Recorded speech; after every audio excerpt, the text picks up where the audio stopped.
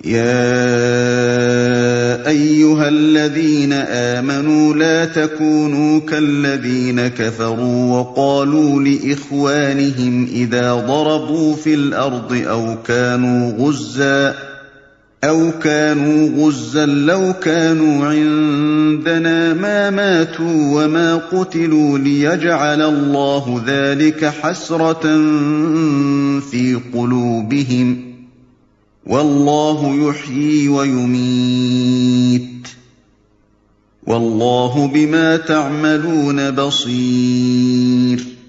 اے لوگو جو ایمان لائے ہو، کافروں کی سی باتیں نہ کرو جن کے عزیز و اقارب اگر کبھی سفر پر جاتے ہیں یا جنگ میں شریک ہوتے ہیں اور وہاں کسی حادثے سے دوچار ہو جاتے ہیں تو وہ کہتے ہیں کہ اگر وہ ہمارے پاس ہوتے تو نہ مارے جاتے اور نہ قتل ہوتے۔ اللہ اس قسم کی باتوں کو ان کے دلوں میں حسرت و اندوہ کا سبب بنا دیتا ہے، ورنہ دراصل مارنے اور جلانے والا تو اللہ ہی ہے اور تمہاری تمام حرکات پر وہی نگراں ہے۔ اللہ اس قسم کی باتوں کو ان کے دلوں میں حسرت و اندوہ کا سبب بنا دیتا ہے، یعنی یہ باتیں حقیقت پر مبنی نہیں ہیں۔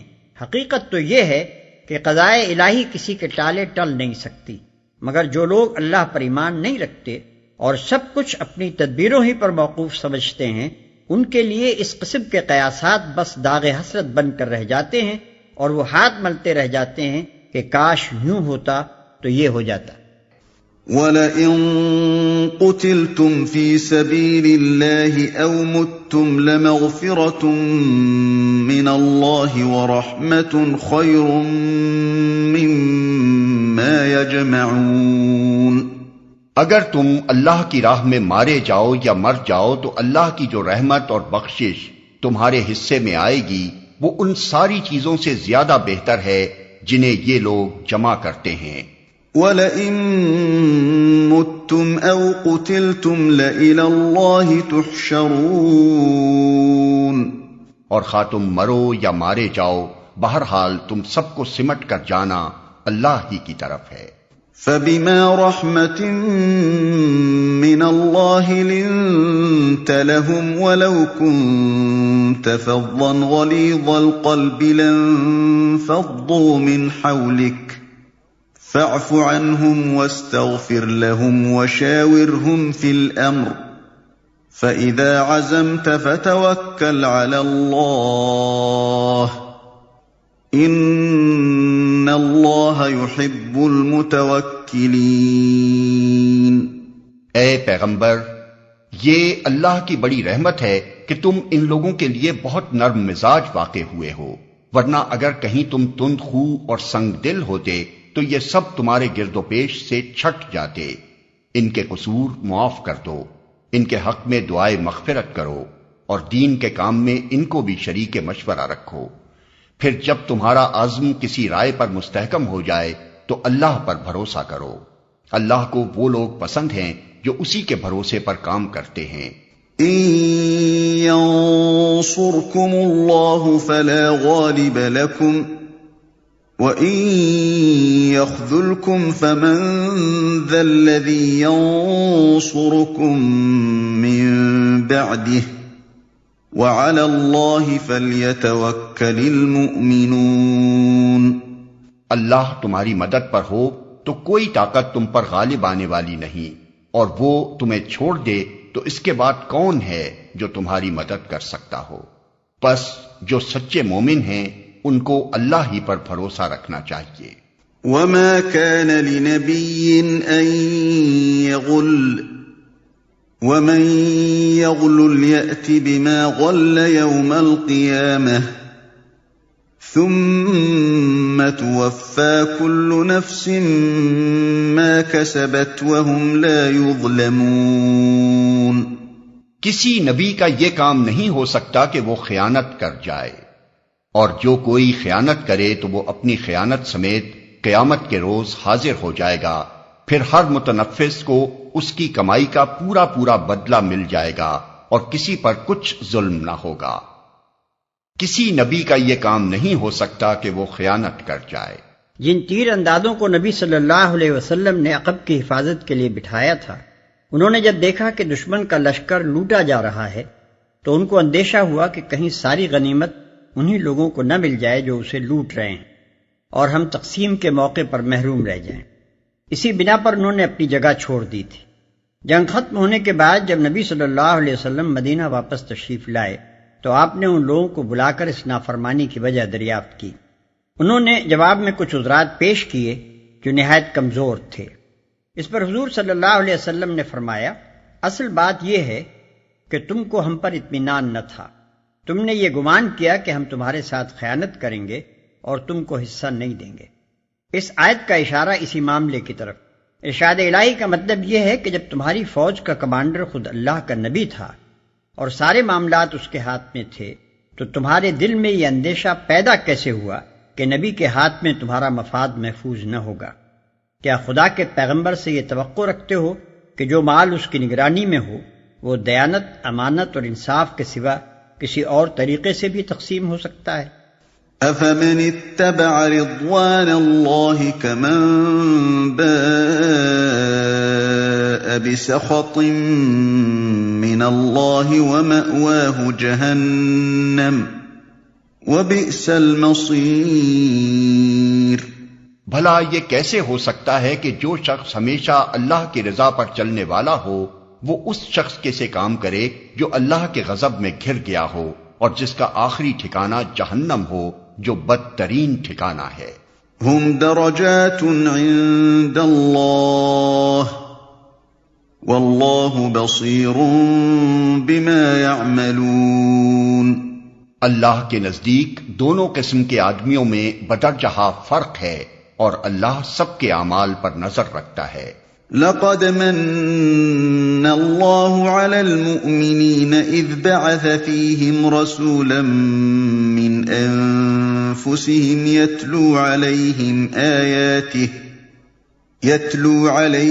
آياته ويزكيهم ويعلمهم الكتاب والحكمة وإن كانوا من قبل لفي ضلال مبين۔ در حقیقت اہل ایمان پر تو اللہ نے یہ بہت بڑا احسان کیا ہے کہ ان کے درمیان خود انہی میں سے ایک ایسا پیغمبر اٹھایا جو اس کی آیات انہیں سناتا ہے، ان کی زندگیوں کو سنوارتا ہے اور ان کو کتاب اور دانائی کی تعلیم دیتا ہے، حالانکہ اس سے پہلے یہی لوگ صریح گمراہیوں میں پڑے ہوئے تھے۔ أَوَلَمَّا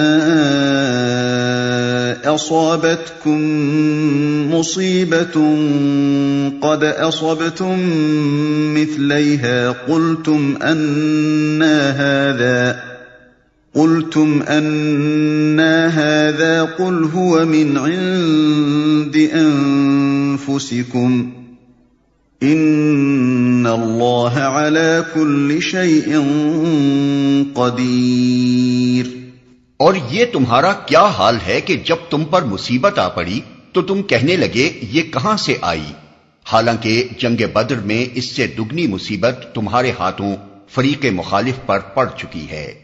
اے نبی ان سے کہو یہ مصیبت تمہاری اپنی لائی ہوئی ہے، اللہ ہر چیز پر قادر ہے۔ تو تم کہنے لگے یہ کہاں سے آئی؟ اکابر صحابہ تو خیر حقیقت شناس تھے اور کسی غلط فہمی میں مبتلا نہ ہو سکتے تھے، مگر عام مسلمان یہ سمجھ رہے تھے کہ جب اللہ کا رسول ہمارے درمیان موجود ہے اور اللہ کی تائید و نصرت ہمارے ساتھ ہے تو کسی حال میں کفار ہم پر فتح پا ہی نہیں سکتے۔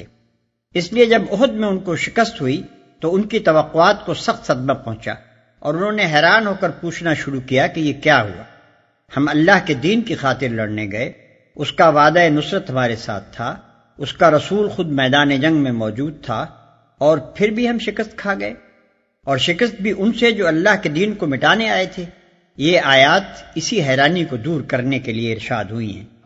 حالانکہ جنگ بدر میں اس سے دگنی مصیبت تمہارے ہاتھوں فریق مخالف پر پڑ چکی ہے۔ جنگ احد میں مسلمانوں کے 70 آدمی شہید ہوئے، بخلاف اس کے جنگ بدر میں کفار کے 70 آدمی مسلمانوں کے ہاتھوں مارے گئے تھے اور 70 آدمی گرفتار ہو کر آئے تھے۔ ان سے کہو یہ مصیبت تمہاری اپنی لائی ہوئی ہے، یعنی یہ تمہاری اپنی کمزوریوں اور غلطیوں کا نتیجہ ہے۔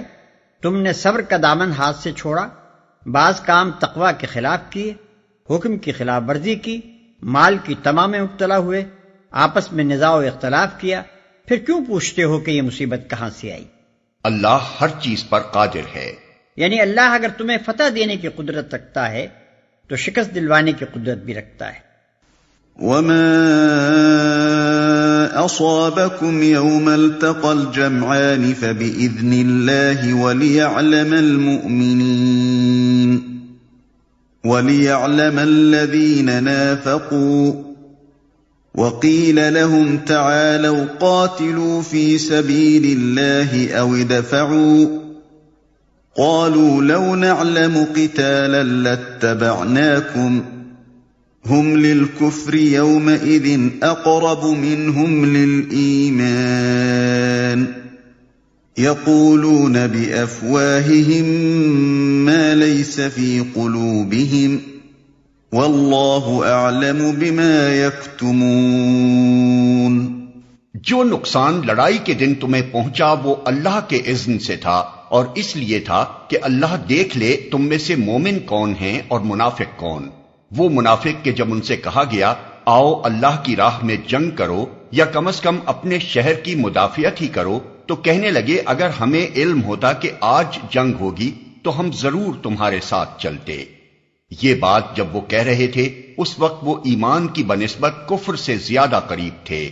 وہ اپنی زبانوں سے وہ باتیں کہتے ہیں جو ان کے دلوں میں نہیں ہوتی، اور جو کچھ وہ دلوں میں چھپاتے ہیں اللہ اسے خوب جانتا ہے۔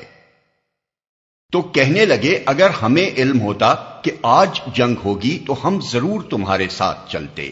عبداللہ بن ابی جب 300 منافقوں کو اپنے ساتھ لے کر راستے سے پلٹنے لگا تو بعض مسلمانوں نے جا کر اسے سمجھانے کی کوشش کی اور ساتھ چلنے کے لیے راضی کرنا چاہا، مگر اس نے جواب دیا کہ ہمیں یقین ہے کہ آج جنگ نہیں ہوگی، اس لیے ہم جا رہے ہیں، ورنہ اگر ہمیں توقع ہوتی کہ آج جنگ ہوگی تو ہم ضرور تمہارے ساتھ چلتے۔ الذين قالوا لإخوانهم وقعدوا لو أطاعونا ما قتلوا قل فادرءوا عن أنفسكم الموت إن كنتم صادقين۔ یہ وہی لوگ ہیں جو خود تو بیٹھے رہے اور ان کے جو بھائی بند لڑنے گئے اور مارے گئے ان کے متعلق انہوں نے کہہ دیا کہ اگر وہ ہماری بات مان لیتے تو نہ مارے جاتے۔ ان سے کہو اگر تم اپنے اس قول میں سچے ہو تو خود تمہاری موت جب آئے اسے ٹال کر دکھا دینا۔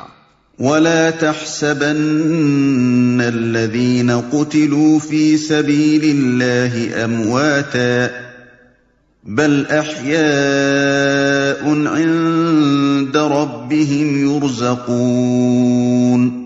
جو لوگ اللہ کی راہ میں قتل ہوئے ہیں انہیں مردہ نہ سمجھو، وہ تو حقیقت میں زندہ ہیں، اپنے رب کے پاس رزق پا رہے ہیں۔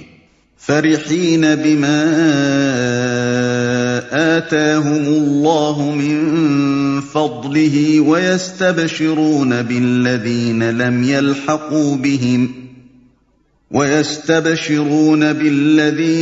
يلحقوا بهم من خلفهم ألا خوف علیہم ولا هم يحزنون۔ جو کچھ اللہ نے اپنے فضل سے انہیں دیا ہے اس پر خوش و خرم ہیں اور مطمئن ہیں کہ جو اہل ایمان ان کے پیچھے دنیا میں رہ گئے ہیں اور ابھی وہاں نہیں پہنچے ہیں ان کے لیے بھی کسی خوف اور رنج کا موقع نہیں ہے۔ جو کچھ اللہ نے اپنے فضل سے انہیں دیا ہے اس پر خوش و خرم ہیں۔ مسند احمد میں نبی صلی اللہ علیہ وسلم کی ایک حدیث مروی ہے جس کا مضمون یہ ہے کہ جو شخص نیک عمل لے کر دنیا سے جاتا ہے اسے اللہ کے ہاں اس قدر پر لطف اور پر کیف زندگی میسر آتی ہے جس کے بعد وہ کبھی دنیا میں واپس آنے کی تمنا نہیں کرتا، مگر شہید اس سے مستثنا ہے۔ وہ تمنا کرتا ہے کہ پھر دنیا میں بھیجا جائے اور پھر اس لذت، اس سرور اور اس نشے سے لطف اندوز ہو جو راہ خدا میں جان دیتے وقت حاصل ہوتا ہے۔ يستبشرون بنعمة من الله وفضل وأن الله لا يضيع أجر المؤمنين۔ وہ اللہ کے انعام اور اس کے فضل پر شاداں و فرحاں ہیں اور ان کو معلوم ہو چکا ہے کہ اللہ مومنوں کے اجر کو ضائع نہیں کرتا۔